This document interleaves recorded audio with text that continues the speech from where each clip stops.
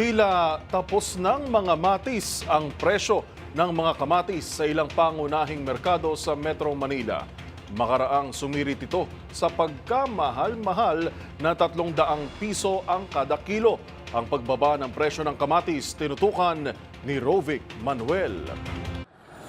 Nakitaan na ng unti-unting pagbaba sa presyo ng kamatis sa merkado matapos ang pagsirit ng presyo nito sa pagtatapos ng bagong taon. Matatandaang batay sa mga nakaraang price monitoring ng Department of Agriculture o DA, umabot pa sa higit 200 hanggang 300 piso ang kada kilo ng presyo ng kamatis sa ilang mga pamilihan sa National Capital Region o NCR. Base naman sa kasalukuyang monitoring ng DA, bahagyan ang bumaba sa 100 pesos hanggang 230 pesos ang kada kilo ng kamatis sa ilang mga merkado sa Metro Manila.